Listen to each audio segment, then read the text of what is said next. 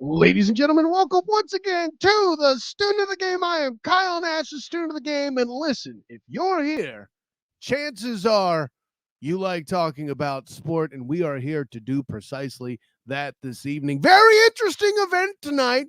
I am combining my two shows, the Student of the Game here, as you listen to me, as well as the Duval Dive, meaning I have to make the very important note to make sure I mention that we will be on the 3-point conversions, iHeartRadio, and Spreaker feeds as well for the Duval Dive portion. And I have to say it out loud so I remember to say it later, because otherwise my good friend and head of the 3-point conversion, Raphael Haynes, will have to remind me again, and then I'll be thoroughly embarrassed and, something, red blush face and just whatever. Anyways, of course, welcome aboard here tonight as we do the thing very proudly here, also on the Huddle Up YouTube channel. No show, unfortunately, this week due to technical stuff. And I have to admit, I was a little scared there for a minute. Something came up telling me that the stream wasn't working at first there. So I'm glad I managed to escape that. Very sad that there was no Huddle Up episode this week, but we shall return. Don't worry about that. Of course, I'm also up on Sartobo Media, where the struggle is real to be awesome.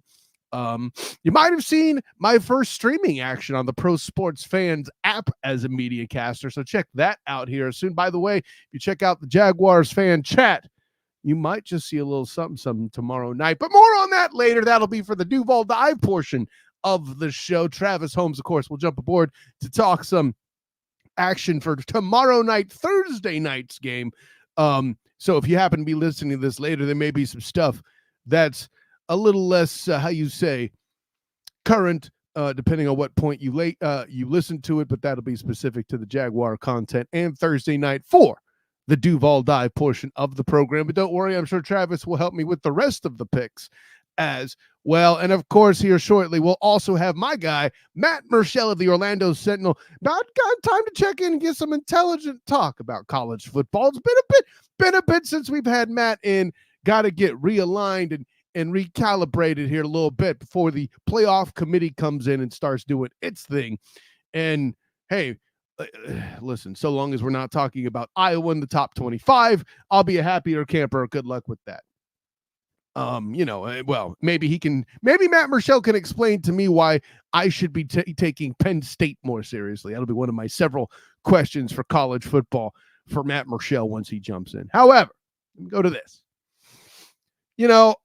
I just did the Student of the Game report on Tuesday with Ernest Christian, and of course we had an MVP conversation. Granted, probably a little early to really dive into that, but hey, I say all that saying in good faith, knowing that 2 weeks from tonight precisely, I will be talking with my good friend Mikey Bernier, the Burn, doing superlatives midseason awards rapidly approaching.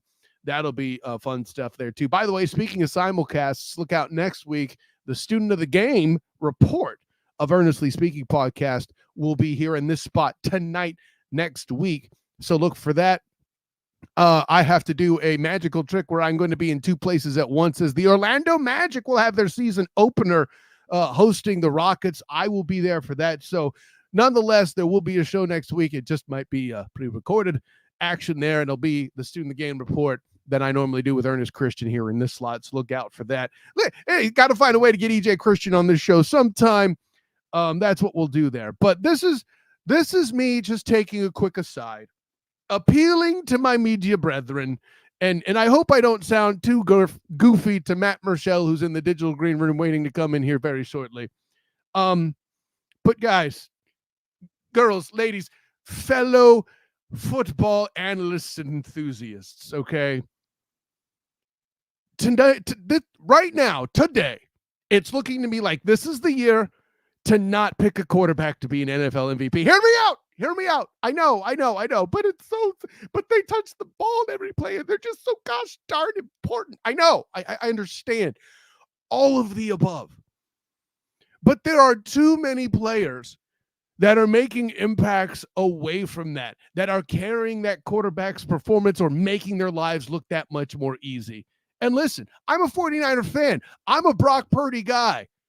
But please tell me how in the world one Christian McCaffrey doesn't get MVP consideration over Brock Purdy. Now, I know you're not going to do anything silly like give it to Trent Williams, and nobody wants to talk about how suddenly Brock Purdy's small hands were an issue in that weather game against the Browns, and maybe there's some, official assistance, you'll pardon the expression, but I don't even want to blame it on that even as a 49er fan. Like, that team has way too many Pro Bowl caliber individuals specifically devoted to the success of Brock Purdy that I can't make Brock Purdy an MVP candidate. I said it.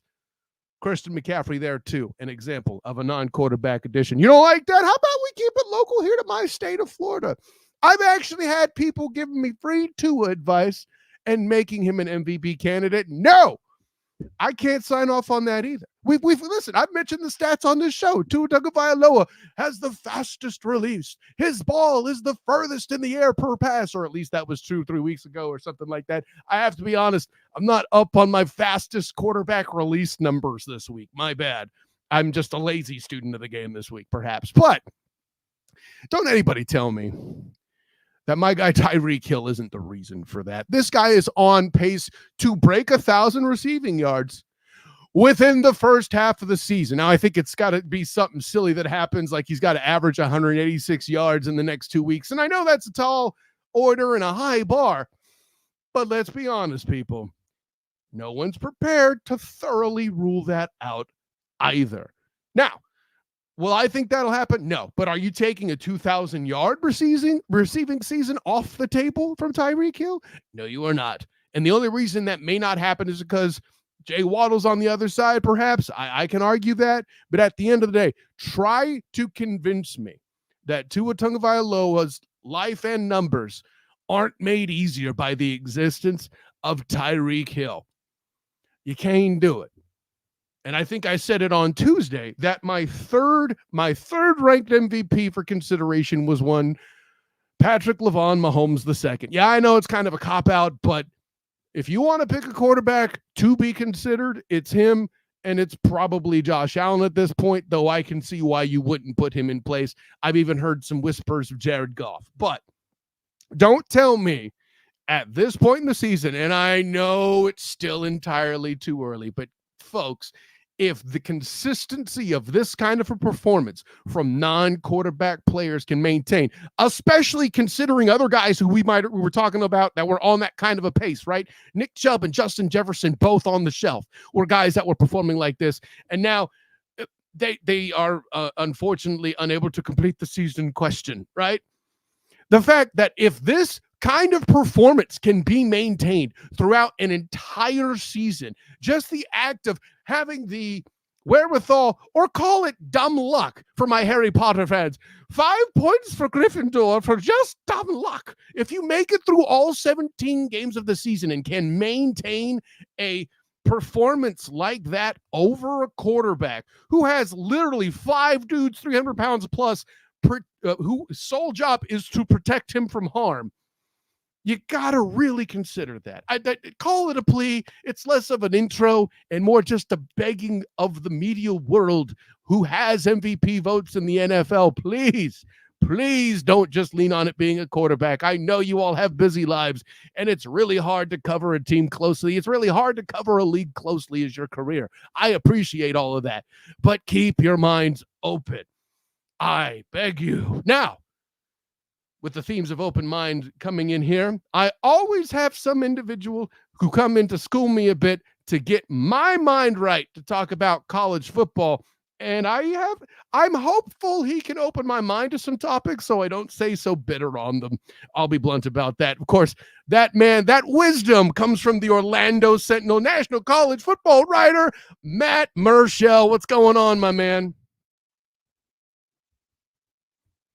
Let's see. Matt, you're on mute. Oh, sorry. Yeah. You think by this time I would figure all this out. I was gonna say, not much. How are you doing tonight, Kyle? Hey, man, I'm good. Like, and you'll have to forgive the crack in my voice as I realize you're on mute. My buddy, Jim Neese had his show on StreamYard not happen because of technical issues. So I did. Listen, I'm under 300. That doesn't mean I need that kind of heart trouble. So thank you for helping me find the mute there. That was good. It's been one of those kind of weeks for me. So that's just a shock me that happened. But it's it's a busy week and obviously a lot going on. And but we're looking forward to all the college football this weekend. Oh yeah, hey, listen, life in October for sports fans in general. Football is in full swing in 2 different venues. I mean, for those people that follow the stickball, baseball's in their playoffs, I hear. And the NBA tipping off there too. I'll be in the building in Orlando with the Rockets in town with your mate as well. They're Jason Beatty. I'll get to see Beads for the first time in a while, and I'm stoked I didn't call him Justin by accident again. So that's a good thing too. But listen, enough about me getting names wrong. This is how I know that you've been on the show often and I respect you. I don't have to check to spell Murschel correctly anymore. So I got that going for me. Nah, so it looks good. Great job. So with all that in mind, sir, I got to get in. And I mentioned heart trouble. We got to do the required Deion Sanders talk that apparently everybody in the nation has to bring up for at least a while. What that Stanford loss has to be a big one for them. Absolutely. He admits to maybe relying a little too much on Travis Hunter. Credit to him for doing that. But I'll ask you the question that sort of popped up. Do you think that kills bowl eligibility likely for the Colorado Buffalo? I think it makes it a lot more difficult. Let's put it that way. I mean, listen, they've got a brutal schedule the remainder of the way. They're facing a lot of the best of the Pac-12. The Pac-12 is having an outstanding year. What is it, 6 or 7 teams ranked in the top 25? It's going to be a challenge. And I've said this from the start. I mean, I think it's a good story. I think Colorado Deion story is a good story this year. It's a great storyline to have going on. But, this is a team that's flawed. I mean, it's a young team, and it's a team that's flawed. And, their offensive line play has been horrible this year. They haven't run the football at all. They're kind of one-dimensional as a team. And defensively, they rely too much sometimes on trying to get those big turnovers. And, you saw Stanford basically do what Baylor did to UCF a few weeks ago. They hung in the game, and they found a way to kind of come back and take advantage of mistakes and eventually got themselves in the game. And it's when that happens, sometimes it's hard to come back. And I think the challenge for Colorado this week is going to be, okay, how do you respond? Much like UCF did against Kansas, or much like, you saw Miami, for instance, and against North Carolina with their snafu. How does your team respond? I mean, do you get them up and then go out and replay, or it's going to be a challenge? And especially with a young team that he has a lot of transfers. He's got a lot of players that this is their first year playing together. It's trying to really, that's where Deion, the coach, takes over. Is how do you get these guys up and say, okay, put that aside, forget about it.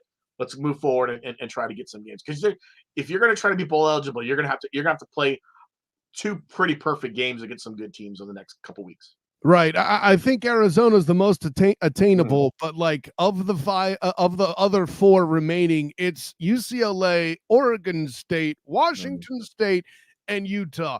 None of them are easy outs. I mean, because I don't know what it is, Matt. Throughout the early part of the year, I always kind of felt like that the Cougars of Washington State, I don't want to call them frauds. I've used that word, but that could be a bit strong. I just, among the Pac-12 teams that are performing higher and as expected or unexpected, depending on your point of view, I kind of feel like they're the ones that have the least potential to me in my mind. But I'm not gonna ask you the saucy question there. I'm gonna ask you this: after Michael Penix nixed Bo in what was clearly the game of the week, in Oregon there.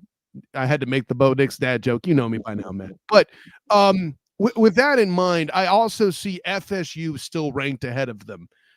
I don't know if you voted this way. I'm not asking you to tell me if you did. But as somebody who has a top 25 vote, please help me make that make sense, because I can't do it. Well, I mean, I think, you look at how Florida State has played. You look at the level of competition right now. I mean, again, they came off a win of a Syracuse team that, was 4-2, that they should have beaten handily, and they did. That's probably the best game Florida State has played so far this season. Complete game, let's put it that way, in a sense of like start to finish.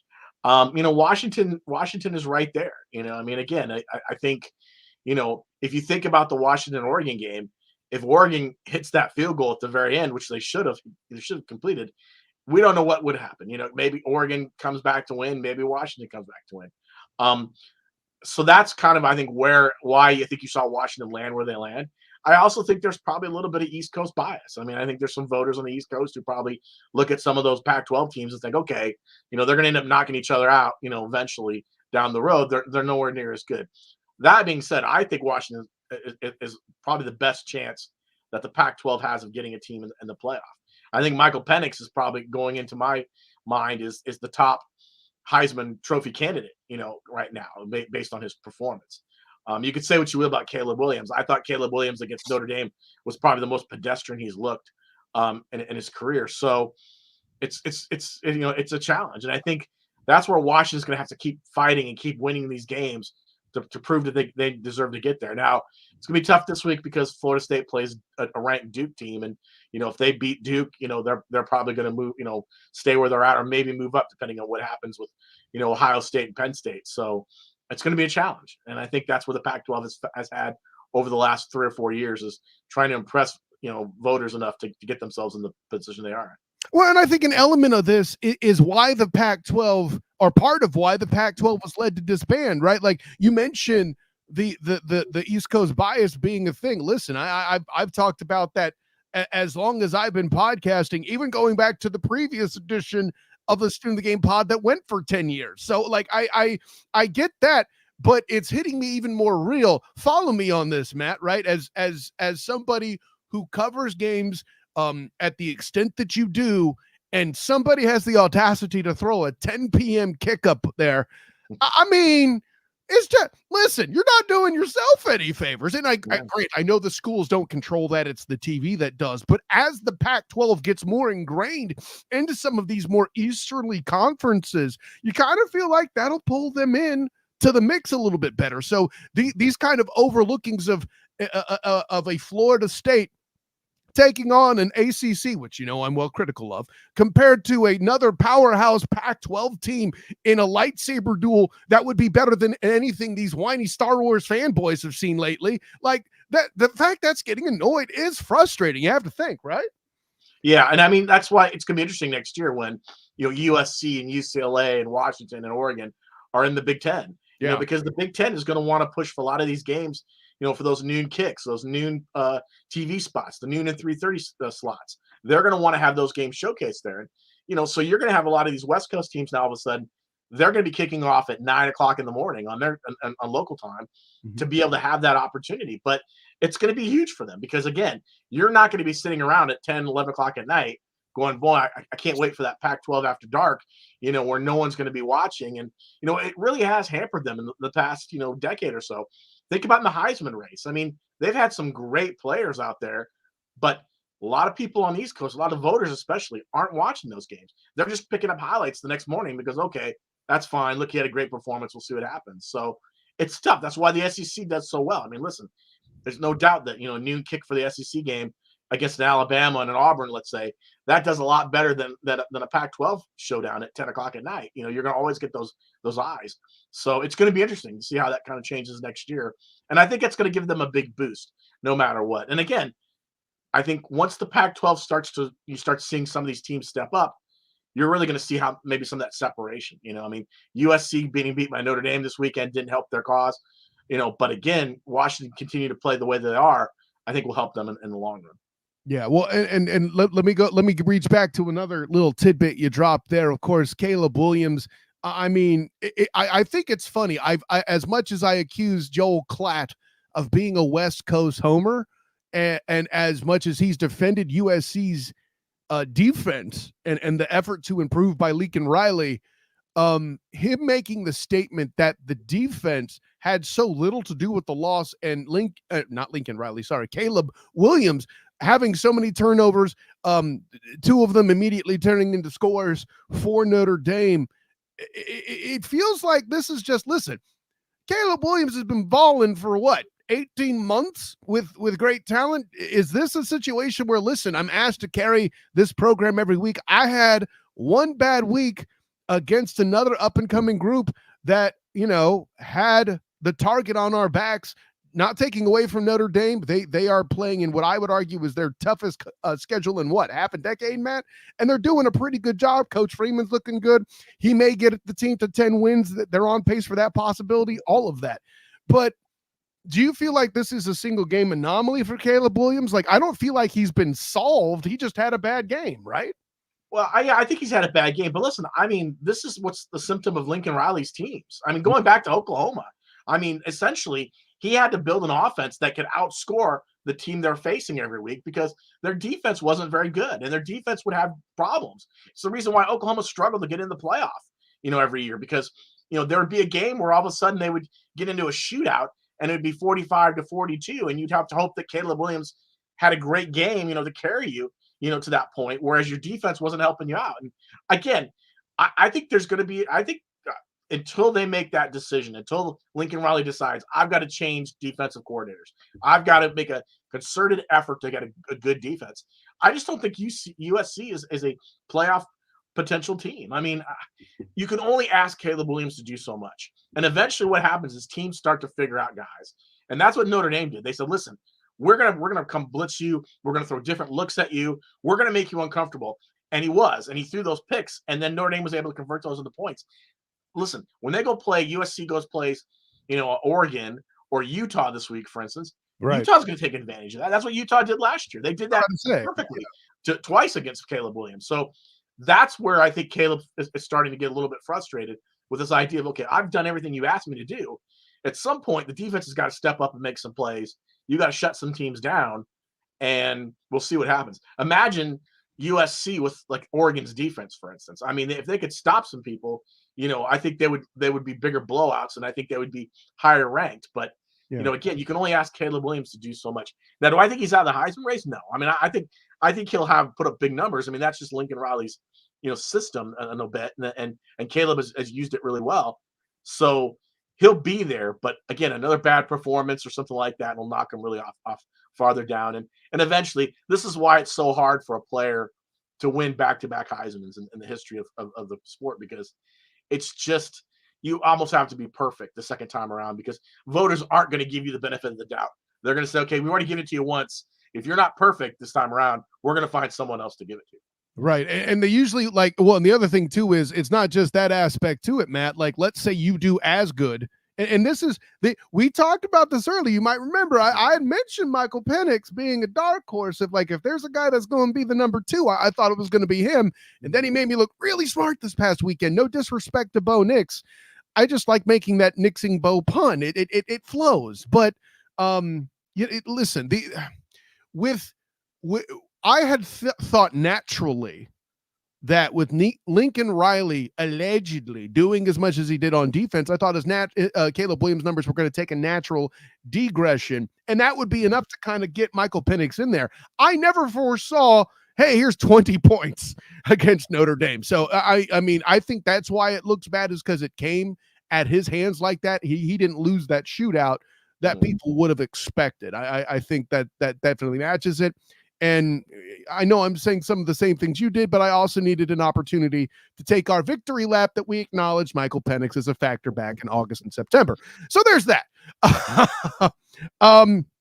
With that in mind, let me go to you mentioned Lincoln Riley. Let me touch on this because you know a lot about this in general more than I do. You've had the opportunity to move in some circles and to talk to some people. Is what we're seeing with USC or even Colorado kind of the downside of trying to attack the portal? Now with Dion in particular, because he had to rebuild through the portal the way that he did, the best talents have to maybe do a little extra, and maybe he has to suffer in some places, like his son being in harm's way because Shedeur Sanders is constantly behind a weaker offensive line. Kind of like Caleb Williams' offensive line took a step back. Travis Hunter is getting exhausted because he has to play both sides because he doesn't have quite enough talent to do what that kid can do on both sides. Are we looking at what is kind of the result of, for lack of a better word, mercenary action through the NIL? Is that part of it? Well, I mean, I think for Colorado's sake, I think very much so. I mean, when you hit the portal, you have to have some sort of foundation to start with. Whether it's players who came back or whether you've got younger guys or whatever. Look at Florida State's a good example of this. When Mike Norvell took over, I mean, he had somewhat of a foundation that was there, but then he brought in all these transfers. And he brought in some kids he recruited, and he kind of built off of that. And he was able to kind of take them those steps. That's kind of what's and the same thing in Colorado. I mean, Dion basically jettisoned the majority of the team, and what was left, or I don't want to say he jettisoned them. They, players decided to leave and all that other stuff. But now you bring in all these players. That, but I saw the speech too, Matt. Jettison's a fine. Yes, jettison's probably. But you look at the players he brought in, and it's hard. It's hard to get 40, 50, 60 kids together on the same page, especially if you've just depending on where you've come from and where you've been at and what your goal is when you get there. And I mean, it's hard to get everyone on the same page. So you could go out and have that success. Normally, I think where the transfer portal works best is when you're a coach who's looking for an experienced player. I need a 22-year-old offensive lineman who started 30 games in his career. He's going to step right in and fill a spot. And I'm not going to have to teach him a single thing, basically, except for maybe some of the schematics that we're doing. That's where the transfer portal works out best. I'm bringing in a quarterback who's had 5 years of experience or 4 years of experience. He's going to step right in and play, and I don't have to really baby him at all. But when you got 40 or 50 guys coming in, it's a little different. All of a sudden, you're like, okay, now who am I bringing in? What's going to happen? What are you going to do? So I think that's what the struggle for Colorado has been. I mean, it's hard to get everyone on the same page, and I think even USC's experienced that a little bit too. It's hard to go get an offensive line to make sure they're all on the same page. UCF has been able to do that. It's closer to home.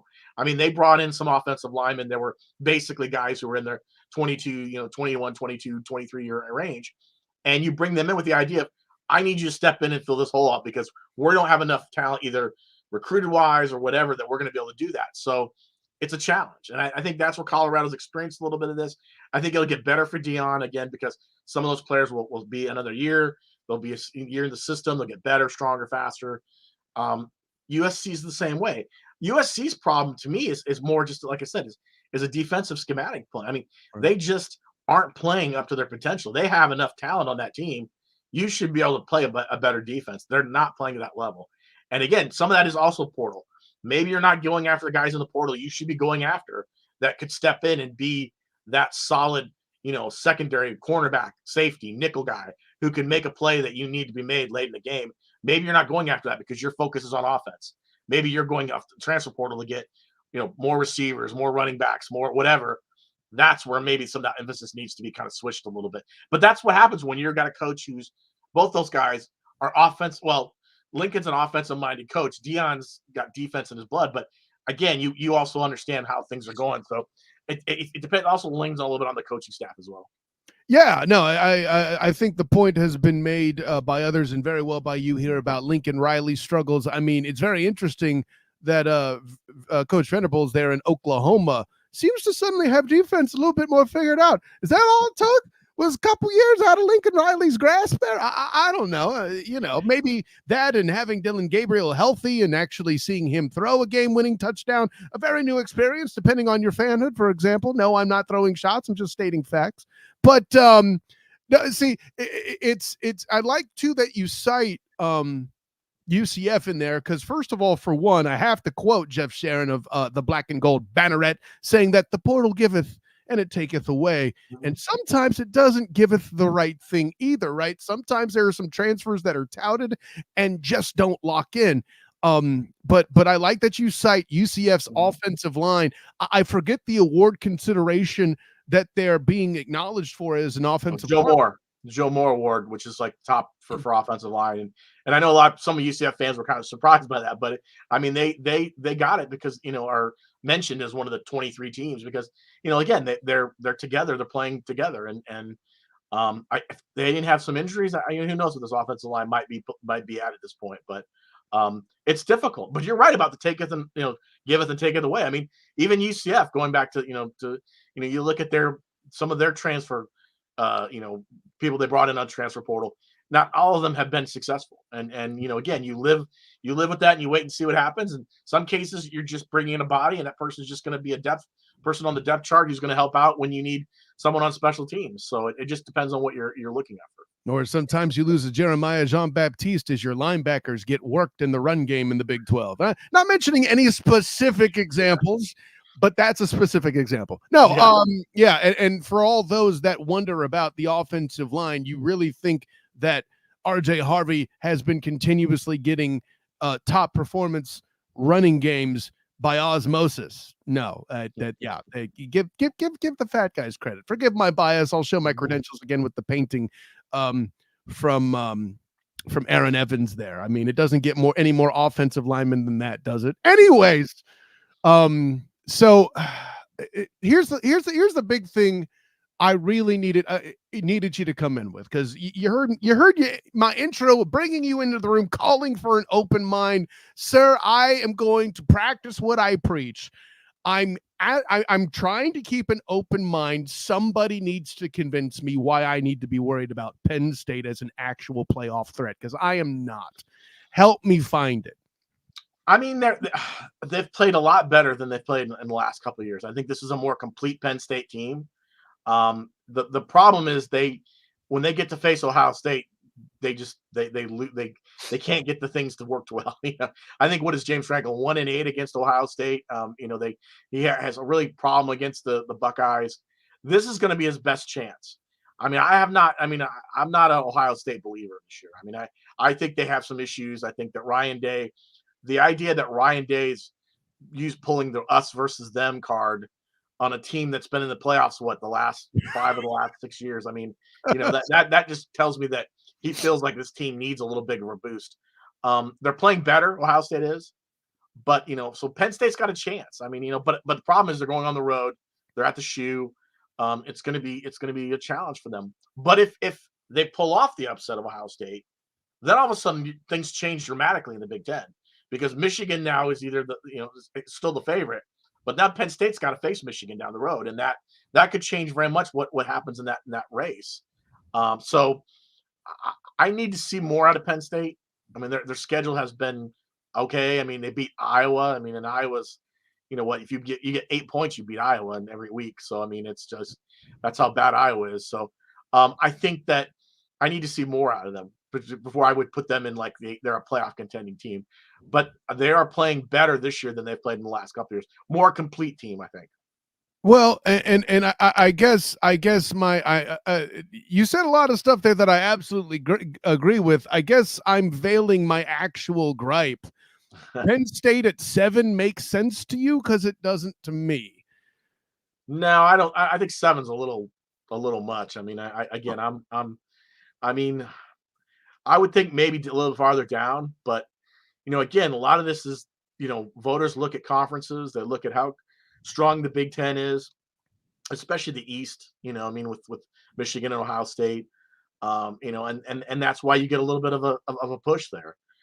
It's the same reason why the SEC gets 3 or 4, teams higher up in the top 10, depending on what's going on. Alabama always seems to find its way. Alabama's got a loss, and Alabama seems to always find its way back up in the top, really quickly. And they're a team that's flawed this year as well. So I think it just depends on where people feel like they're the strongest. And I'm probably part of that. When I look at Penn State, sometimes you think, okay, they're playing good. They're playing good football. They just haven't played anybody yet. Let's see what happens. And look at Georgia. I mean, Georgia's the number 1, and there are a lot of people now who are wondering whether or not Georgia should be 4th. That maybe they're not the number 1 team in the country. But because they've been number 1 and no one's beat them, they probably will stay in that number 1 spot and receive those first place votes. Right. And I've contended Michigan over Georgia. I mean, for me, for my money, like at that point, it's just really down the line, in December, we're deciding which team they play in the playoff before they potentially face each other for a championship, right? Like that's the one that I find, kind of interesting. Where I get worried with Penn State is in a year where, let's say, the Pac-12 is amazing and should probably deserve to send 2 teams. If something crazy like Oregon and Washington have the opportunity to rematch, let's say, in the conference championship, and Oregon and Bo Nix's Penix Yeah, that works both ways. Like if that happens that way, like why shouldn't we get two Pac-12 teams over a Penn State who might have, kind of lucked their way into winning a Big Ten? And I don't think that'll happen too. Granted, in order to win the Big Ten, they'd have to beat Michigan. That's a lot different conversation. I don't have the perfect example, but I'll put it this way. You gave me an answer that feeds my ego very nicely. You confirmed a lot of what I felt, and I feel good about that, Matt Murschel. That's always a nice thing. You put a smile. I'm gonna say this too. I'm a big believer in Michigan, and I think that Michigan's sneaky good. Like no one's talking about Michigan. I mean, outside of Ann Arbor, no one's talking about. I mean, they're number 2 team in the country, but no one is really going, man, Michigan is dominant because Michigan hasn't played anybody, hasn't played that big game yet where, oh my gosh. But I think this is a good year for Jim Harbaugh. I think he's been very quiet, except for being suspended for the first 4 games. He's been very quiet. And this team has run the ball well. J.J. McCarthy's thrown the ball really well, too, as well. Their offense has been humming, and their defense has played well. So this is a Michigan team right now that no one's talking about, and that makes you scary. That almost makes you scary good that, at some point when they really get into their schedule and play some of the Penn States and the Ohio States, that they're going to look good doing it. And I think they got a big chip on their shoulder after what happened in the TCU game last year. So I think that's a team that I'm circled in like, okay, this is a team I could see getting there and how they could probably get to the championship game again. I mean, yeah, there's definitely that element, and I would wonder if Harbaugh feels this way himself. And I say this as a Harbaugh guy, by the way, all the insanity of early in his tenure there with the Wolverines. They're talking about, oh, we should fire him, dummies.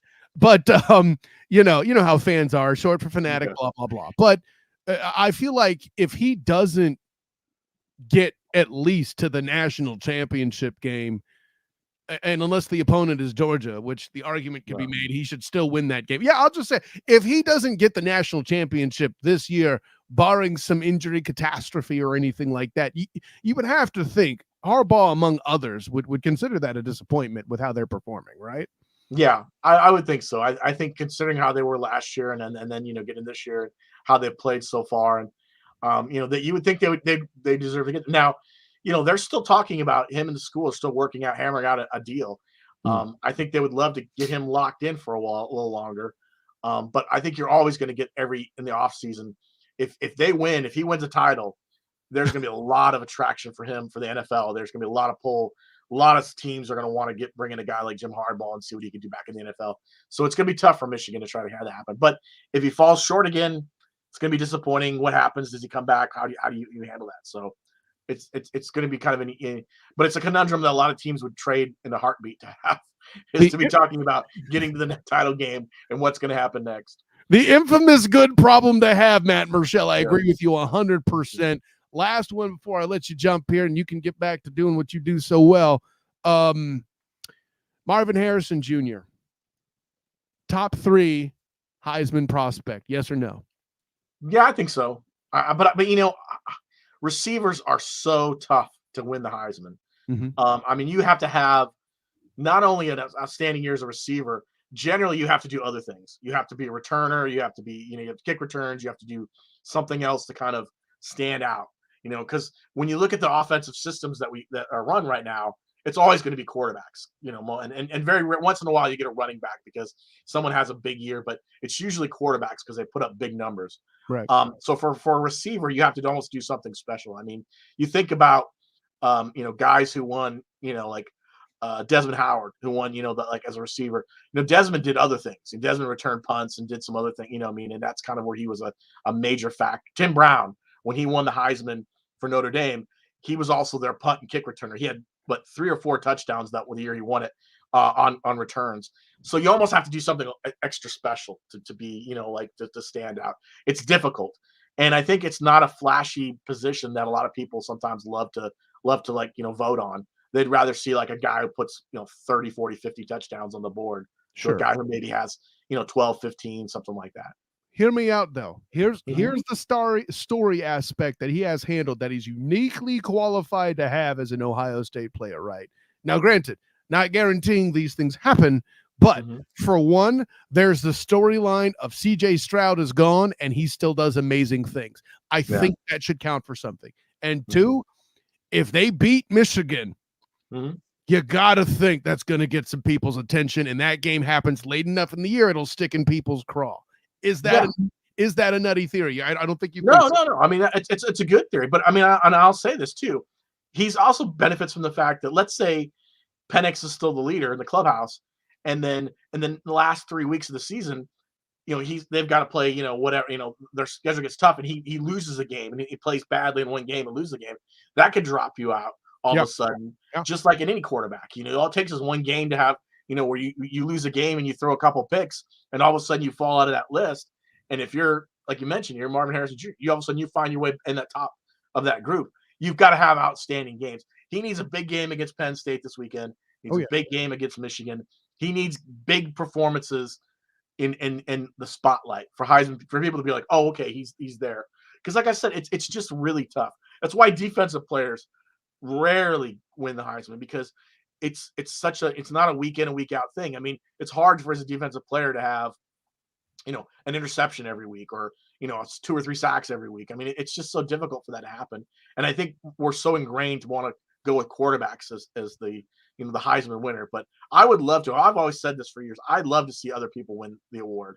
I mean, it would be great to see guys who have outstanding performances that do that. And a dynamic. Harrison is a dynamic player, much like a Tim Brown and a Desmond Howard, a guy who can change a game in a few plays. Well, I'll say this: if Ndamukong Suh couldn't get the Heisman when he had his final year, single-handedly getting his team to a bowl game and winning that beast, if I remember correctly, I don't think anyone will, and I'll leave it at that. Pardon my big man bias. Matt Murschel, tell the world where you can be found. You can check me out at OrlandoSentinel.com. You can go on to Twitter or X or whatever it's called now and find me at OS Matt Murschel. I've got lots of stuff. Oklahoma UCF game this week. I talked to Dylan Gabriel this morning. Hey. Got a story running tomorrow morning on our discussion about his legacy at UCF and kind of how he's looking at this weekend's game against the Knights. Did you wear some nice socks for that meeting? No. So I gotta. Believe me, everyone has thrown that at me today. But Dylan was very gracious, and I appreciate this time. And he was listen. He is looking forward to. He's not shying away. I mean, but he has nothing but utter respect for this time at UCF, and he hopes the fans, see him that way as well. What he tried to do at UCF, he understands that obviously transferring out was a difficult decision, but he felt like it was the best decision at the time. So it's tough, man. And we were talking about this on the phone. We couldn't think of any other time where a starting quarterback has played against his team. Like a starter leaves, transfers, and then comes back and plays as a starter against that team. We couldn't think of anyone else at the college level that happened. So it's kind of an interesting kind of storyline this weekend going into Saturday. Interesting. Well, and listen, for all the stuff I have been critical of Dylan Gabriel, the fact that he talked to you does show a ton of class. I'll definitely offer that up 100%. But yeah, go check that out with the Sentinel, written by my guy Matt Murschel. Good work as always, man. I will see you soon. I don't know when exactly.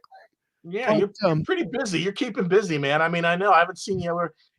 I think there's a Sunday night availability if UCF, depending on what happens this weekend, and then maybe next week going into the West Virginia home game. We'll see what happens. Yeah, no, hey, listen, day job stuff has kicked my butt, so you haven't seen me at the weeklies either lately, but hopefully I can fix that sooner than later, Matt Murschel. But hey, listen, it'll be sooner than later. I know that, because football. What better reason than that, my friend? You take care, Matt. All right, man. Talk to you later. Always fun to talk to a great football mind like Matt Murschel to jump in to do the thing. But speaking of great football minds, I don't need to go into an intro where I wax poetic about how cool a guy is, even though my nickname for my next guest is Champion. Like, this is far more appropriate to bring him aboard. I'll go ahead and let the world see him jam doing this thing as we start off the Duval Dive portion of the episode here. The simulcast, student of the game. Let's go. Duval Dive here going right now as I bring in Big Cat Country Zone Travis Holmes. And of course, for those who don't remember, I'm Kyle Nash, the student of the game of the Jaguar Report. And make sure to acknowledge that the 3-point conversion iHeartRadio channel will be playing this, as will Sartoba Media's YouTube channel, where the struggle is real to be awesome. The Huddle Up YouTube channel with my guy, Big Jim Neese. Oh, yeah, throw some bing in there as well. A7BN Sports Facebook page, my Twitter account, my Twitch account, both the SoTG, all of the above. And oh, by the way, if you don't check it out immediately, you could also go to all your favorite podcasting feeds and whatnot. Him being here tonight obviously means we're not going to go live on Friday at 11. Simply put, my dude's got talent, but he also needs sleep and will not be able to watch all that much film before 11 a.m. I don't think that's... I appreciate it, man. But yeah, listen, we're talking film, we're talking stuff, we're talking Duval Dive. Hopefully you'll be around to pick the rest of the NFL with me a bit later. But enough about that. Let's get into it. The Duval Dive portion of the show. Guess what? Bam! I even got the nice clothes. There we go. So with all that in mind, Travis, let's start here, man. Because you are an eye that doesn't necessarily fall into the storm, whether it's, too high, too low, what have you. Yeah. I was surprised that the Colts came out throwing 11 of the first 16 to put points on the board to start the game. I want to say that first. I appreciate Shane Steichen being like, they're going to attack the run. We just got Jonathan Taylor back. I'm going to throw the ball. Granted, it was early 2000s Patriots style with short passes to substitute a run game in such a fashion that nobody was... Come on, you did not have 11 passes on the first drive from Uncle Rico on your bingo card. You didn't, Travis. Don't lie. I did not. But at the same time, I don't think the OC and the head coach for the Colts had that on their bingo card. I think that they didn't expect the Jaguars to play D in the way that they played D. And to Minshew's credit, he did what we originally talked about last week. He was an efficient getting the ball out, making those 5-7 yard throws and nickel and dimed his way down the field and did what he needed to do as a veteran quarterback. Problem is, he wasn't able to do that more than that first series. Right. And as soon as he had to hold the ball more than 3 seconds, it was a problem. But a few people stated it last week, and they showed it on the different videos, tweets, etc. on the socials. I know Nate Tice brought it out. He basically discussed how no matter if the Colts were in 3 wide receiver sets or 4 wide receiver sets, it didn't matter to the Jaguars. They played base defense every time to give them the numbers advantage and make sure the Colts wouldn't run the ball. And the Colts did what they were supposed to do. They kept passing out of it because they just didn't have the numbers advantage. Mike Caldwell, master class. He just said, Minshew beat me. And he said, no, I can't. Yeah, I feel like Mike Caldwell was like Jules from Pulp Fiction. Oh God! I dare you! I double dare you, mother beep! Beat you over the top. Now, granted, obviously not the perfect line. It's a parody, folks, but you get the idea. Nah, it works. I don't know how good Mike Caldwell would look in a suit and shirt, but I would imagine it would be. He wouldn't look right with the hair though. The curl would not work. I can't imagine Mike talking like that. I only see him in the PR and in the media days and all and he's chiseled. He's to the point. He is never going to give you any meat to use as locker room talk. So I can't see it, but I really wish I could. But that's a funny image though. I don't care what. Oh yeah. But that aside, them failing to have Uncle Rico, Vincent Vega, Gardner Minshew throw over the top was a big part of it. 4 takeaways for the Jags currently leading the NFL.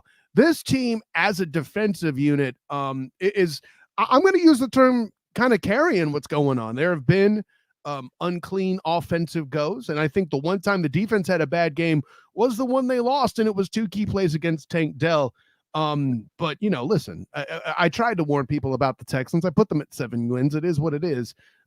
Back in late September, I had said that on this show. And not just this show, but the Student Game Pod as well, because it's the simulcast. I have to say that. Travis, we mentioned the defense here too. And let me go here. You have I told you to pick 2 plays you just love because the Jags dominated like this. I don't know that 37-20 properly expresses the domination in question. One could argue the foot was taken off the gas, and that's fine. When you get that many turnovers, you get some extra time on the field, so you might be a little bit more gassed than you'd like. But listen, man, get right into it. I'm going to throw it up here on the screen right now. Okay. The strip sack by Josh Allen. Absolutely. And this was made so much more amazing because these guys are in max protection. They're in max protection with two receivers going out for routes. They don't expect to not have at least a full 3 seconds before this sack takes place. No one does. And he finds a way to bend the corner on Raymond. He finds a way to get the ball out from Minshew. I mean, he has time to read his only two reads and pump fake the ball, and the ball's on the ground. And it was a great disguise, also, FYI, by Cisco. Not Cisco, Jenkins. Also, he just bailed and bailed at the snap of the ball right into his third. That's what made Minshew pump fake the ball. Josh did the rest. Amen. First down, Jaguars, touchdown later on the drive. And I love Josh Allen taking over the work. You had mentioned the disguise being solid by the DBs. I'll take it back to my house. That tackle moved toward Josh Allen in his effort to get into his kick step. And Josh Allen said, you don't bring that unclean trash in my house. And that's how he kind of managed to come around the back like that. And Right. Minshew, in his defense, trusted that he had no idea he was there, and nor should he believe that he is. Because like you said, max protect, how the hell do I not have this much time to get rid of the ball? And Josh Allen was like, surprise, mother beep, and took care of it. I really think You got three guys out on routes, and one of them was a chipping running back. What? And you still get a sack in less than 3.5 seconds? That's wild. That's a great play by Josh, but that's also, oof, boy, sorry for the I mean, Colts. that's that big a blunder by the tackle, but it's just that forward motion. I feel like it wasn't a full lunge, Mhm. but you closed the gap and gave yourself less time to react to Josh Allen, who has long arms and is a speedy dude. Listen, Bingo. I've stood next to him. I'm as tall as him, but his arms, like, listen, I feel like a T-Rex standing next to him, my little teeny stuff. Okay. You can't move forward to Josh Allen. He will make you pay for it. And we saw it there. In that particular instance. Let's take it over the offense too. I got to give a little credit to the tackle spot. The interior line, for the mess that it's been, especially with Walker Little hurt, they've been banged up. Cam Robinson, I know he got criticized for his return in the London game where he was involved with the strip sack, and you had cited that the second one, you didn't really think that was his fault in the Buffalo game, all that. He and the young man, Anton Harrison, are doing pretty good at the tackle spot. John Shipley of the Jaguar Report has talked about that, and the more I look at stuff and think of it, he's really got me on board with that. But in your mind, offensively, what do you really think shined? Oh, we got Mickey coming in to say hi to you too. What's going on? See, you got Mickey Delaney's a dude from the Sartoba media side who comes in, comments a lot on Drew Willingham's stuff, and he supports the struggle being real to be awesome. He also makes very sure that I have my stuff together because he told me earlier that he has to make sure that I stay in my lane. So you're protected, Travis Holmes. Anyways, I say all that to say this. What on the offense has you buzzing other than Trevor Lawrence standing in and making big plays on third down as he's done lately? So that was this was a fun game only because it's the second Colts game this season where the offense did not play well, and we still blew the other team out. And that's just wild to say we almost scored 40 points with a very imperfect game. And I think all the advanced stats kind of back that up, whether it's the actual advanced passer ratings, whether it's the PFF scores. I mean, you only had one guy with over 80, three guys over 70. Like all the stats are essentially stating that no one played incredible, and they just still found a way to win because their defense was so dominant and the offense did just enough as far as the run game, as far as the tight end play. So from my perspective, I'm going with the tight ends. Like, I felt like Brendan Strange and Evan Ingram both had very good games. In blocking, like Evan Ingram also had the highlight one-handed grab, stick him, staring at his hand. I believe Baldy had a great breakdown of that one. So they made their presence known in the passing game just enough. Again, Brendan Strange nearly had 2 touchdowns out of his 3 targets. One of them, I mean, you're a yard short, and I feel so bad for the young man. He got his first touchdown, and it could have been a 2-touchdown game. That hurts. And again, he has his mentor over Evan Ingram over here, just showing out highlight reel catches on the sideline. But yeah, they both did their thing, and they did exactly what they had to do, showing up in the run game, showing up in the pass game. It was beautiful. Well, speaking of talents doing things, you've segued very nicely to your offensive pick here, the Brandon Strange touchdown. So let's go into that. And listen, when I first watched this, I loved the design of the whole thing. You'll switch here to the other view. You see that Strange will engage. I when I first saw the overhead view, I had no idea who was going to come out until the ball came out. And then you see that little nick there, and then right there, just nobody even looks at him. The linebacker doesn't look. The deep safety's like, why weren't you there covering him when he broke out? Like, you could see at the end of the video here when we get there, you know, Trevor finds him. I mean, Ray Charles could have found him. And then after Strange celebrates, they're like, what's going on, man? Why weren't you there? You see the two of them talk to each other. I mean, that's another pencil whip from our good friend Doug Peterson. And maybe they thought it was a little bit strange that he went the route. That's more than a pencil whip. That was a whipping whip.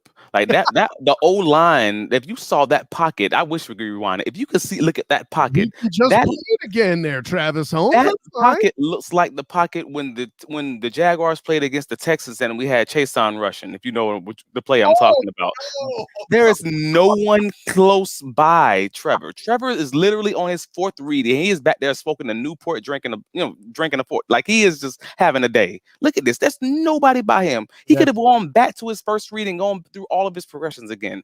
That is what made me love this play. Like, even with two great defensive ends, you have DeForest Buckner, and they're not close. That is awesome. That is a great series. That is a great red zone possession. That is a great touchdown. And listen, great credit to the offensive line. Listen, you heard me last week on the Duval Dive saying what I always say when it comes to the Colts. If you neutralize DeForest Buckner, your life will be easier. They sure as heck did.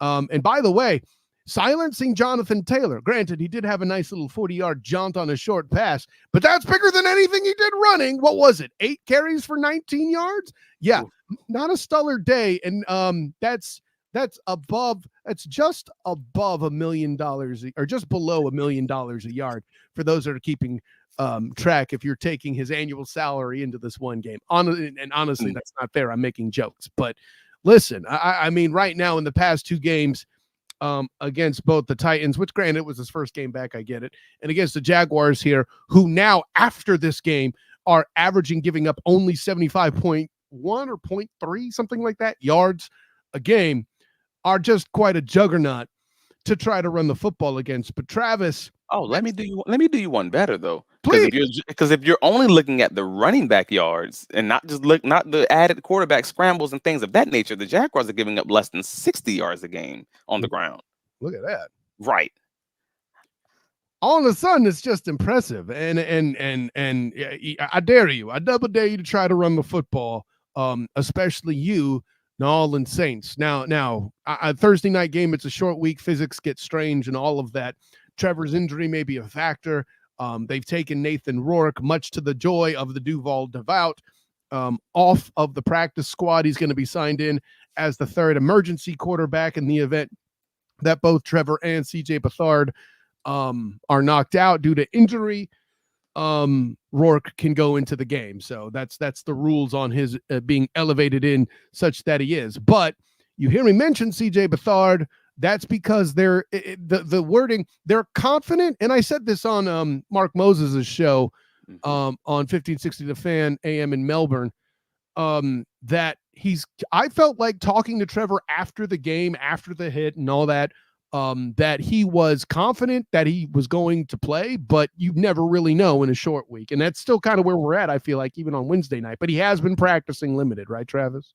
Right. And that's basically where we are now. And I honestly feel like, from my perspective, it feels like he wants to play. And if it's going to be solely his decision, he's probably going to play.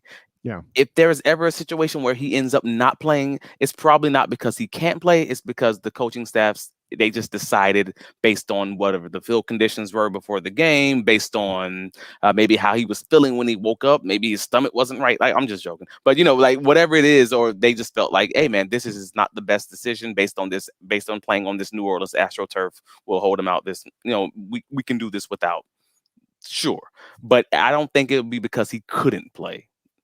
Yeah, and listen, there's a protection element here too. Like I don't, for as much as the expectation or hope, depending on who your point of view is. I know, like, listen, I still remember my guy Shipley picking on this show September 30th 13 wins from the Jaguars. I wasn't prepared to do that. I'm on record constantly saying I only picked 10, and still what would be them winning the division by a solid 3 games, and the Texans may even throw that off a little bit.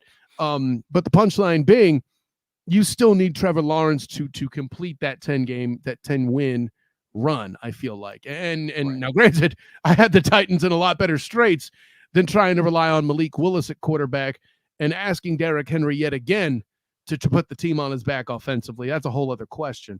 But let's keep it with the Saints. For me, them actually running the football is less of a threat. I respect Alvin Kamara, but not as an actual running back. I believe he's a slot receiver that lines up in the backfield. And people are like, "Oh, you talking smack, Cal?" No, that's just how they use him. Like, but you have to admit, Travis, you tell me this.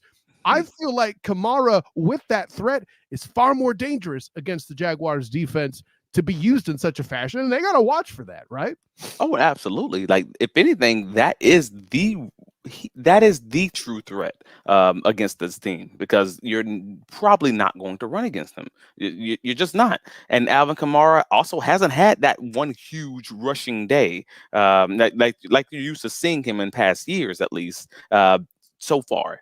And in time, maybe he'll get there, but nevertheless, he hasn't made it there yet. But he's had those days in which he's going to have, 10 catches, 8 catches, whatever it is. Like, he had one game, he had, what was it, 14 targets, maybe his first game of the season that he played. And I'm like, all right, dude. So we know he's going to be in space. He's going to get those opportunities. And like you just mentioned earlier, the Jaguars did give up that 40+ yard catch and run to Jonathan Taylor just this past week. We've given up a few of those this year already. So if there is an area where there's maybe chips in the armor within this great defense, that might be the area. The Jaguars are actually giving up 40 yards per game receiving exactly to running backs specifically right now. That's 40.5. So that's our average. So to a receiving back like Kamara, that 40 could be 55, 60 already. And that's a legitimate area that we should be concerned with. Hey, listen, the one thing I will never do is refer to Alvin Kamara as the Enterprise, because to him, space is not the final frontier. Anyways, so shut up, Travis. You thought it was funny. Anyway, with that in mind, how do you adjust for that defensively? Like, because I don't, I'll put it this way. If you're using Trayvon Walker to squeeze the run, which has been successful to its own extent, obviously, you're using Josh Allen to attack. This means a linebacker's got to fill that gap. And if there's an air quotes weakness on this defense, I would put it at that core. Would you not? Yeah, so that really is the problem. This is what it comes down to. What do you want to do on defense? Because Mike Caldwell historically has been the guy in the first half. He's going to play, a lot of that cover 2 man or basic cover 3. So either it's cover 3 basic zone, have his robber, strong safety, whatever you want to call him, crashing down, or he's going to play some, cover 2 depending on the quarterback you're facing. But in the second half, he historically blitzes a lot. He plays a lot of cover 1, and you aren't going to be able to do a lot of that unless you have the dogs, unless you have the matchup. And Alvin Kamara versus most linebackers is probably going to be a negative matchup for you. Like, so we're really going to be our quote unquote adjustment is going to be hoping and praying that Devin Lloyd ate his Wheaties that morning and that he has some great coverage, because you get those wrong matchups, maybe with Kamara on Aluakon or someone along those lines, and potentially Kamara has that advantage, and that's 15 yards, 20 yards, or even to the house. So your matchups is truly just probably sitting back in zone and maybe doing a lot more zone blitzes. Which different variations, there's a billion of those. And that may be the route, because at the end of the day, no matter what that decision is, whatever that adjustment is, it needs to involve blitzing, because you're playing Derek Carr. Or do you get fancy and every now and again throw in maybe like a corner or safety spy on obvious passing situations when Kamara's on the field, right? I mean, no, absolutely. You have the option. Like even last week, he did on a few different occasions. You had Thomas. Goodness gracious, is it Daniel Thomas? D. Thomas. You had number 20 for the Jaguars. You had Thomas on the field on a few different occasions. You even had Johnson on the field. And I'm like, okay, so he's using he's. And the week before, it was a few plays where he put Dewey Wingard on the field and took Darius Williams off the field. Like I've seen some great, interesting combinations where I'm like, okay, so we're doing some fancy stuff now right now. Like, and so that is absolutely an option depending on what the personnel is for the Saints, like whatever they have on the field, that we might be able to bring certain packages in. Hey man, your job is to stick with this guy no matter where he goes, and that can simply be the role. So I'm absolutely on board with that option if it's the cornerback spying or whoever else. But in this game, it probably wouldn't be the cornerback only because you don't have Campbell. So you're already playing with the backup, and you don't want to give that backup too many additional responsibilities outside of playing coverage. Which, by the way, you were absolutely correct. Daniel Thomas is who you're referring to. Okay. By the way, just I wanted you to go to bed happier with that. But with that in mind, yeah, I don't need to ask you for a score quite yet. Let me ask you with this particular piece, I mean, we mentioned Kamara. We know that Marshawn Latimer is a good corner. Cam Jordan up front is an excellent pass rusher. What element of the Saints defense worries you the most? The element of their defense that worries me the most is the fact that they can stop the run with just their front four. And like you already mentioned, Cam Jordan. You didn't mention, Saunders, their right tackle. Like he's still good. Yeah, right. And well, Demario Davis is also questionable because he's that middle linebacker. That could actually benefit our tight ends significantly because he's not able to ride that rail, and he's not able to just be this incredible guy who's scraping. Because I don't know as much about their backup, DeMarco Jackson. So the fact that he's questionable this week is a big thing. But I would absolutely say their running game, their ability to stop the run, especially with the fact that we know we have a limited quarterback. Even if he's like he may, hopefully he plays, and if he plays, he's at minimum going to be limited. At most, he's going to be not playing, and we're going to have CJ Beathard show, which is going to probably lean on the running game. And the unfortunate part of that is the Jaguars are fourth at stopping the run. Cool. The Saints are seventh. They're not a slouch either. Like the Jaguars are giving up just under, and again, just under. And I'm only talking about per game because there's the stats are thrown off with the bye weeks and things of that nature. But right. Averages per game, 2 running backs. The Saints are 7th. The Jaguars are 4th, and both of them within 10 yards of each other giving up per game. So we're still talking less than 70 yards a game given up to the running back position. So you're probably not running the ball against either of these teams, and that's what scares me, is the fact that we may need to, depending on how healthy Trevor truly is. That being said, a sampling of their opponents, sir. The Titans was their opening game. The Panthers, the Packers, the Bucks, the Pats, and the Texans. We're not exactly seeing them stopping juggernauts here, Travis. I have to throw this out there. While I hear you, the Packers can run the ball. The Texans can run the ball. I'm not saying that they're just terrible, and the Titans can run the ball. Like, I'm not saying these are just dreadful bottom of the barrel teams as far as I don't even want to name specific teams, but you know the ones I'm talking about. But what I'm trying to tell you is the other 3 on that schedule aren't exactly world beaten. I mean, the Saints beat the Pats 34-0.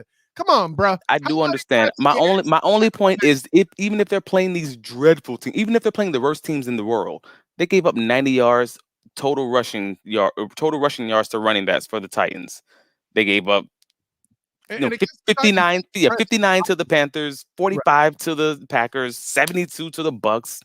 I mean, like on and on. 45 to the Patriots. They gave up 103 to the Texans, and that was on 26 carries. Like, you know what I mean? Like, this is not, no matter how you slice this, they are doing well as far as stopping the run. And this might be their biggest challenge, but we also have our own offensive line injuries to worry about on top of the quarterback injuries we were just talking about. Surely. Well, and this is kind of why I'm bringing up what I did, right?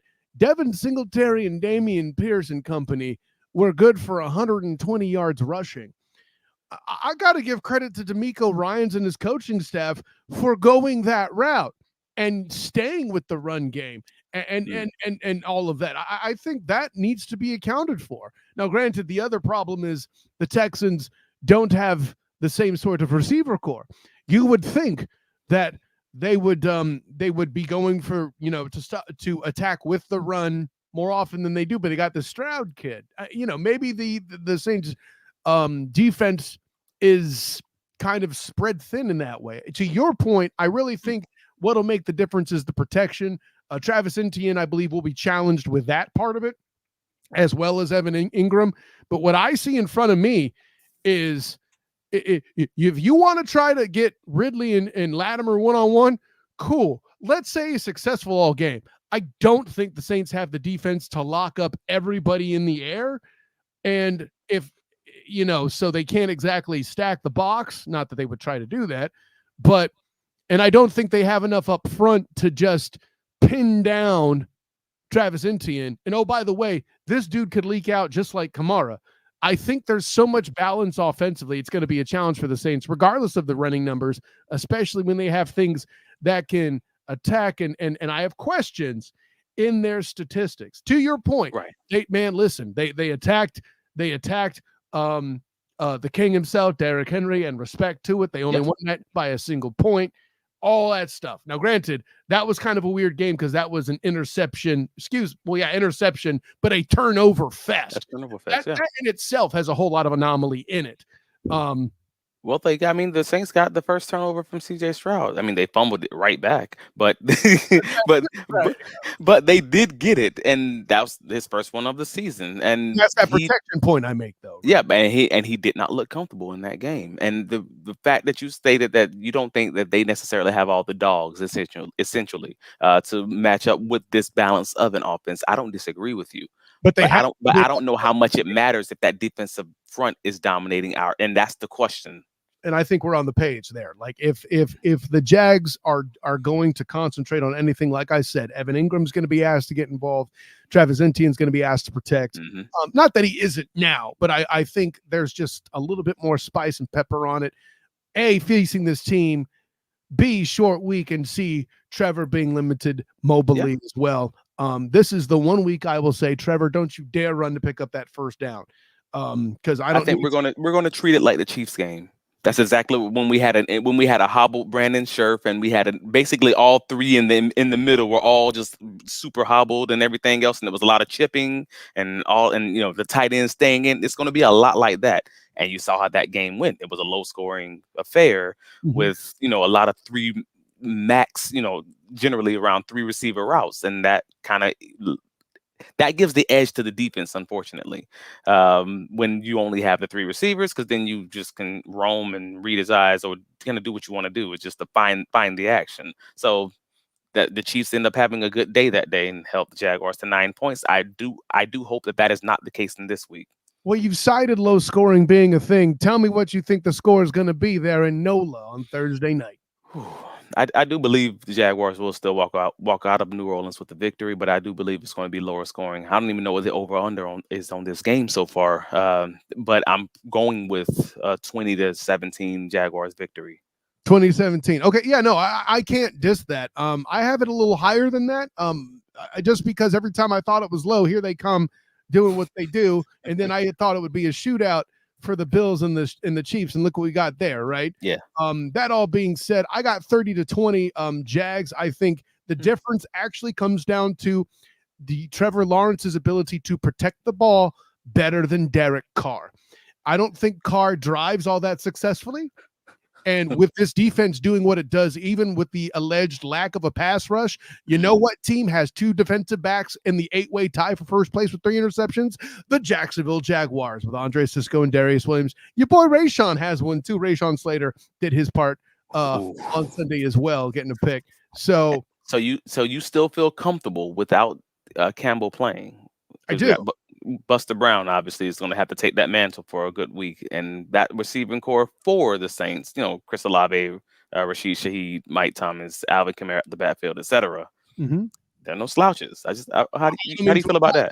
I don't mean to imply they are, but I do think, like what you said with an injured Trevor, I think David Carr is just as susceptible to turn the ball over, and this Jags defense has played entirely too well to think that Josh Allen won't be a little dangerous. I mean, when Josh Allen says Josh Allen is scary, what's David Carr gonna think? That's fair. That's facts. This is normally the part where, well, you know what? Tell the people where you can be found anyway, and then we'll get into picks after that, Travis. Dope. You can find all of my writings covering the Jaguars at bigcatcountry.com, where I'm a news contributor. You can find me here normally every Friday morning at 11 a.m., but obviously Thursday night football, go Jags. You can find me on Tuesdays on South Florida Tribune's Inside the Pigskin podcast. That's at 8 p.m. again on Tuesdays. And you can find me on all of your socials, Travis D. Holmes. Go Jazz, Duval, like there's no tomorrow. Come on. Duval for it all. That's what Travis Holmes says. There you go. That's the best I could come up with from the hip. Deal with it.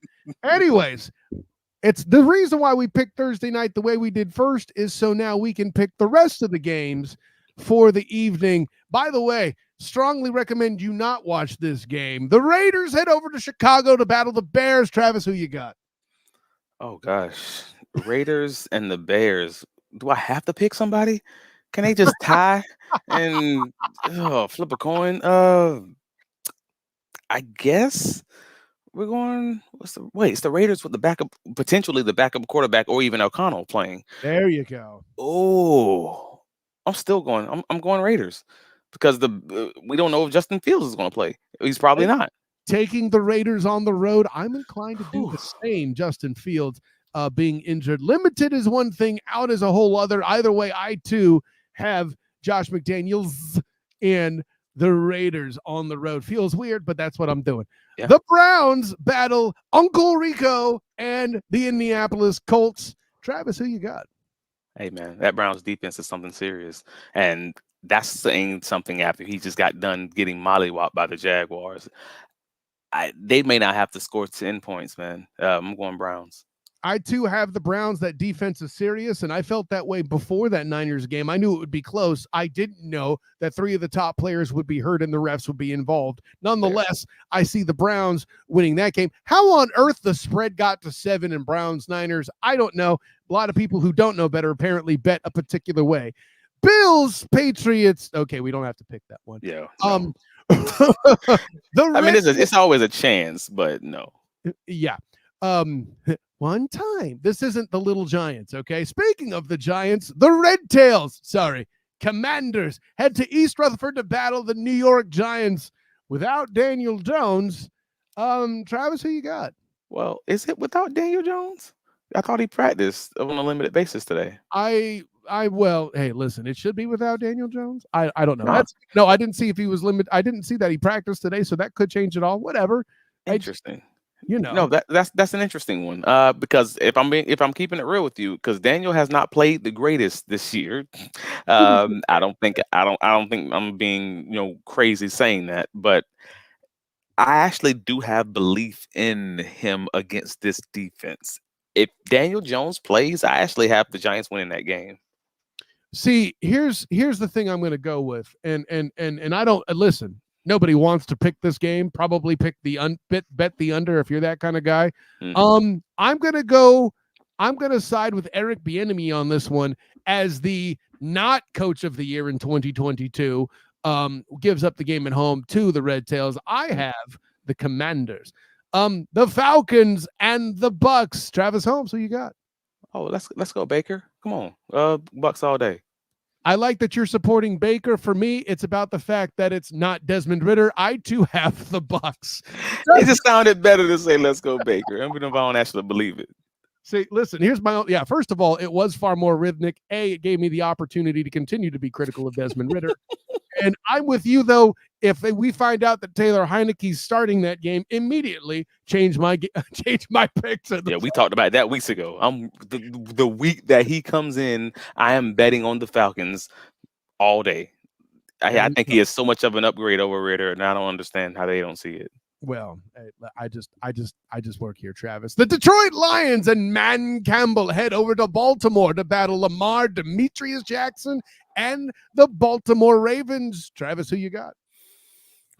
The This is a hard one, brother. It This is is. a It hard is. one because if the Ravens play the game that they played last week, they're going to win this game. But If they play the game they played the week before, they won't. bingo, and they've been a little bit more inconsistent than previous years, whereas the Lions have actually been way more consistent. Jared Goff over the last 17 games is 13-4, and man's looking like a. If you were to put that into a season, that's an MVP candidate for sure. Like Isn't it weird to hear that? I'm still not. I can't figure it out, buddy. I got a lot of Lions fans in my life, man, and they making sure I don't forget it. So Hey, good on with him. I'm with glad that said, enjoy. yeah, with that said, I'm probably going to have to go with the Lions. It don't feel nothing about this game feels good. I would not bet my mortgage, but I'm probably leaning Lions. Travis, listen, friends don't let friends drink alone, and friends don't let friends pick Detroit alone. As regardless of how good I feel about the Baltimore Ravens, at the end of the day, it's about my kneecaps not getting bit. I too have the Detroit Lions. The Steelers head over to SoFi Stadium in LA to battle the Rams. Travis, who you got? I'm going Rams. And again, I don't like it. I don't bet against Mike Tomlin like I don't bet against Mike Vrabel. They're just the two Mikes, bright Mike and Mike or whatever. Like, brother, it's a problem. But yeah, I'm probably going to say I'm going to go Rams just because they are playing really good football, really efficient, really disciplined football, and that's I got to lean there because the Steelers aren't necessarily doing that. No, hey, listen, I can't blame you. I'm always afraid to pick against Omar Epps myself. And with that in mind, let me help you. You mentioned all the right things. I'll add one more. Aaron Charles Donald versus Kenny Pickett. I have the Rams. Cardinals, Seahawks. Travis, who you got? Yeah, we going Seahawks, but then they do always play. The Cardinals always play the Seahawks rough, and it's always this funky little weird looking game like that ends up being That's enough show, my guy. Let me tell you. 17-14 is some little ugly score that you just don't expect. But no, I think it'll be closer than most people probably believe. But I do think the Seahawks will end up winning it. A 3-point difference. Don't be so dramatic. It'll be 14-10. It'll be a 4-point difference. I have the Seahawks and Gino and company doing the thing. The Packers and the Broncos. We don't have to pick that game. What's that? Let's do it. Because again, I'm a Matt LaFleur guy. Like, okay, we could do the Pack and the Broncos. And I'm going to actually say the Pack. I don't, and that's because nothing. That's because nothing I've seen on film. Their offense actually looks very stagnant right now, and that's not talking about the picks. That's actually talking about the scheme that they're running. I think it's a little bit weird, and I'm hoping that LaFleur can kind of figure it out as the season goes on. But you're still playing against the Broncos, and they don't have an answer on offense. They don't have an identity right now. Yeah, the most disappointing part of the team that's not involving a fiscal contract of huge proportions like Russell Carrington Wilson's is the defense. And I think Jordan Love, I don't love Jordan as a starter, but I do appreciate that the fact there'll be enough balance against an underperforming defense to win the football game. I got the Packers. See, this is why I wanted to skip that. Anyway. Okay, cool. Anyways, let me go Chargers and the Kansas City Chiefs in Arrowhead. Travis, who you got? Another one of those games, like I was just mentioning with the Cardinals and the Seahawks. It's another one of those teams that just always plays. They always play each other very well, very close, very exciting games in the end. And I have no reason to believe the Chargers will win it. Yeah, and that's exactly why I think they'll win it. Just because they play best a lot like the Jaguars. And whenever they're in a game that they just should not win, that's when they play up to the competition, and that's when they give the cardiac cats come to life.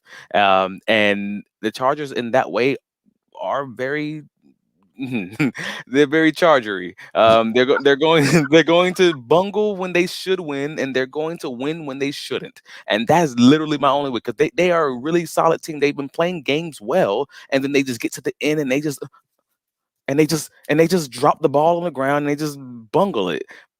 And I believe that's, after all that being said and done, I think they'll still beat the Chiefs just because they shouldn't. That is actually a fascinating response. You're going with the football gods. But you know what, Travis Holmes?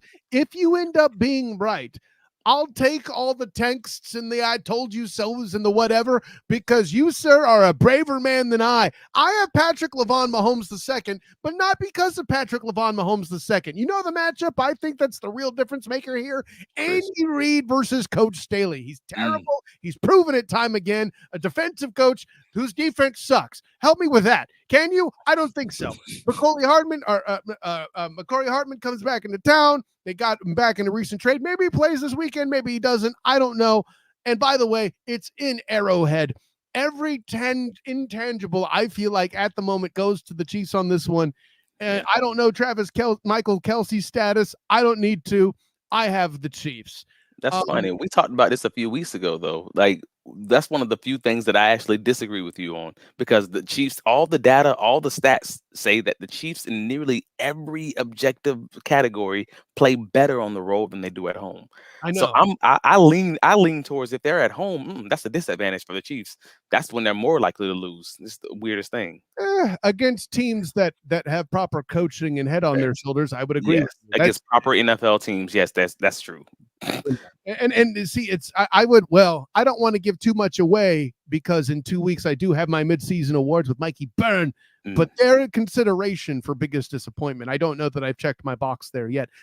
Let's go to Monday night, because I don't want the Monday night game to be my final pick. The San Francisco 49ers cheesed off after getting, depending on who you ask, not necessarily me, feeling like they got ripped in the game against the Browns, head over to the Twin Cities to battle the Vikings. Do we have to pick this game, Travis? I really hope not. Okay, in that case, then we'll take the Niners on that one. Let's move over to a game I find intriguing. The Dolphins head over to the Link and Philly to battle the Eagles. Travis. This is an exciting game. Two nearly undefeated teams. I mean, I don't know how you want to look at it, but whatever. Two very two very exciting teams who just have had that one rough game. Well, I take that back. That's not even true. The Dolphins have looked great in every game but the one, and even then they still look above average team. They just ran into a buzzsaw. Whereas the Eagles, they have actually like limped and struggled their way. They used duct tape and super glue and whatever else, and they just figured out a way to make that an undefeated season until last week, and the Jets kind of came and ruined the party. In this one, I'm probably going Miami, because that Philadelphia Eagles defense is not what it was in 2022, and no one's really shown the ability to shut that offense for the Dolphins down. They just slowed it down and to a 20 points loss, which is still crazy because they still scored 20 points, even in the game that someone did well against them. So yeah, this is an interesting one.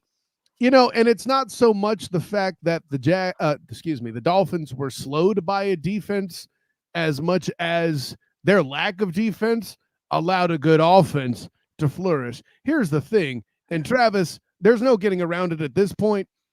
Shane Steichen and the defensive coordinator for last year are both missing, and it shows, right? So Steichen with Indianapolis, and the Cardinals outperforming on the strength of the fact of having a former Super Bowl winning coordinator as a head coach now. Mm-hmm. Listen, at the end of the day, my guy, I have to match you for now just because I like Mike McDaniel that much. Remember, you can't say McDaniels. That's Josh McDaniels, and the S is for sucks. With that in mind, a real quick thing.